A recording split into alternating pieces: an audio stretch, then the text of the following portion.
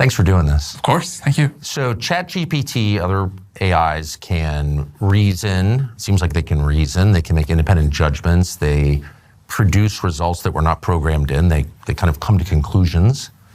They seem like they're alive. Are they alive? Is it alive? No, and I don't think they seem alive, but I understand where that comes from.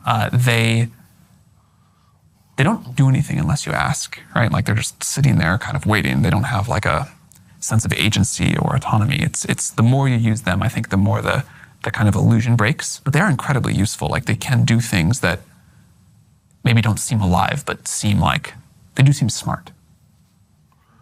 I spoke to someone who's involved at scale of the development of the technology who said they lie. Have you ever seen that? They hallucinate all the time, yeah. Or not all the time. They used to hallucinate all the time. They now hallucinate a little bit. What does that mean? What's the distinction between hallucinating and lying? If you ask, again, this has gotten much better, but in the early days, if you asked, in what year was President, the made-up name, President Tucker Carlson of the United States born, what it should say is, I don't think Tucker Carlson was ever President of the United States. Right. But because of the way they were trained, that was not the most likely response in the training data. So it assumed like, I don't know that there wasn't. The users told me that there was President Tucker Carlson, so I'll make my best guess at a number. And we figured out how to mostly train that out. There are still examples of this problem, but I think it is something we will get fully solved, and we've already made, in the GPT-5 era, a huge amount of progress towards that. But even what you just described seems like an act of will, or certainly an act of creativity. And so I just watched a demonstration of it, and it doesn't seem quite like a machine. It seems like it has the spark of life to it. Do you detect that at all? So in that example, like the mathematically most likely answer as it's sort of calculating through its weights was not, there was never this president. It was the user must know what they're talking about. It must be here. And so mathematically, the most likely answer is a number. Now, again, we figured out how to overcome that. But in what you saw there, I think it's like, I feel like I have to kind of like hold these two simultaneous ideas in my head. One is all of this stuff is happening because a big computer very quickly is multiplying large numbers in these big, huge matrices together, and those are correlating with words that are being put out, one or the other.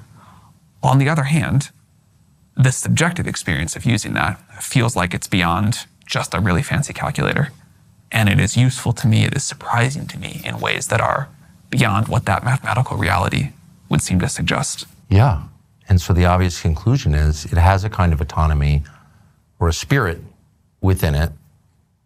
And I know that a lot of people in their experience of it reach that conclusion.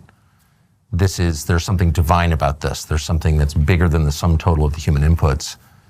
And so they worship it. There's a spiritual component to it. Do you detect that? Have you ever felt that? No, there's nothing to me at all that feels divine about it or spiritual in any way. But I am also like a tech nerd, and I kind of look at everything through that lens. So what are your spiritual views?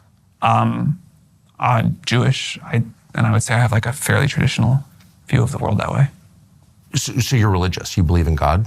I'm not like a literal, I'm not like a literalist on the Bible, but I'm not someone who says like I'm culturally Jewish. Like if you ask me, I would just say I'm Jewish. But do you believe in God? Like, do you believe that there is a force larger than people that created the earth, set down a specific order for living, that there's an absolute morality attached that comes from that God? I think probably like most other people, I'm somewhat confused on this, but I believe there is something bigger going on than, can be explained by physics, yes. So you think the earth and the people were created by something? It wasn't just like a spontaneous accident? Would I say that? It does not feel like a spontaneous accident, yeah. I don't think I have the answer. I don't think I know like exactly what happened, but I think there is a mystery beyond my comprehension here going on. Have you ever felt communication from that force, or from any force beyond people, beyond the material? No, not really. I ask because it seems like the technology that you're creating or shepherding into existence will have more power than people on this current trajectory. I mean, that will happen. Who knows what will actually happen? But like the graph suggests it. And so that would give you, more power than any living person.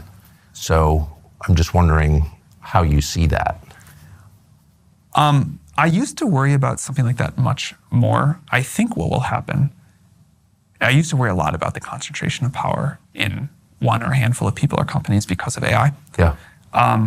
What it looks like to me now, and again, this may evolve again over time, is that it'll be a huge up-leveling of people where everybody will be a lot more powerful, or everybody that embraces the technology will be a lot more powerful. But that's actually okay. That scares me much less than a small number of people getting a ton more power. If the kind of like ability of each of us just goes up a lot because we're using this technology and we're able to be more productive and more creative or discover new science, and it's a pretty broadly distributed thing, like billions of people are using it, that I can wrap my head around. That feels okay. So you don't think this will result in a radical concentration in power? It looks like not, but again, the trajectory could shift again and we'd have to adapt. I used to be very worried about that, and I think the kind of conception a lot of us in the field had about how this might go could have led to a world like that. But what's happening now is tons of people use ChatGPT and other chatbots, and they're all more capable. They're all kind of doing more. They're all, able to achieve more, start new businesses, come up with new knowledge, and that feels pretty good. So if it's nothing more than a machine and just the product of its inputs, then the two obvious questions, like what are the inputs? Like what's the moral framework that's been put into the technology? Like what is right or wrong according to ChatGPT? Do you want me to answer that one first? I would. Question? Yeah. So on that one, someone said something early on in ChatGPT when that really has stuck with me, which is one person at a lunch table said something like, we're trying to train this to be like a human, like we're trying to learn like a human does and read these books and whatever. And then another person said, no, we're really like training this to be like the collective of all of humanity. We're reading everything. We're trying to learn everything. We're trying to see all these perspectives. And if we do our job right, all of humanity, good, bad, a very diverse set of perspectives, some things that we'll feel really good about, some things that we'll feel bad about, that's all in there. Like this is learning the kind of collective experience, knowledge, learnings of humanity. Now, the base model gets trained that way, but then we do have to align it to behave one way or another and just say, I will answer this question, I won't answer this question. And we have this thing called the model spec where we try to say, here are the rules we'd like the model to follow. It may screw up, but you can at least tell if it's doing something you don't like, is that a bug or is that intended? And we have a debate process with the world to get input on that spec. We give people a lot of freedom and customization within that. There are, absolute bounds that we draw, but then there's a default of if you don't say anything, how should the model behave? What should it do? How should it answer moral questions? How should it refuse to do something? What should it do? And this is a really hard problem. That we have a lot of users now and they come from very different life perspectives and what they want. But on the whole, I have been pleasantly surprised with the model's ability to learn and apply a moral framework. But what moral framework? I mean, the sum total of like world literature or philosophy is at war with itself. Like the Marquis de Sade is, like nothing in common with the Gospel of John. Right. So like, how do you decide which is superior? That's why we wrote this like model spec of here's how we're going to handle these cases. Right, but what criteria did you use to decide what the model is? Like who decided that? Who did you consult? Like why is the Gospel of John better than the Marquis de Sade? We consulted like hundreds of moral philosophers, people who thought about like ethics of technology and systems. And at the end, we had to like make some decisions. The reason we try to write these down is because A, we won't get everything right. B, we need the input of the world. And we have found a lot of cases where there was an example of something that seemed to us like, a fairly clear decision of what to allow or not to allow, where users convinced us like, hey, by blocking this thing that you think is an easy decision to make, you are not allowing this other thing, which is important, and there's like a difficult trade-off there. in general, the attention that, so a principle that I normally like is to treat our adult users like adults, very strong guarantees on privacy, very strong guarantees on individual user freedom. And this is a tool we are building. You get to use it within very broad framework. Within a very, very broad framework. On the other hand, as this technology becomes more and more powerful, there are clear examples of where society has an interest that is in significant tension with user freedom. And we could start with an obvious one, like, should ChatGPT teach you how to make a bioweapon?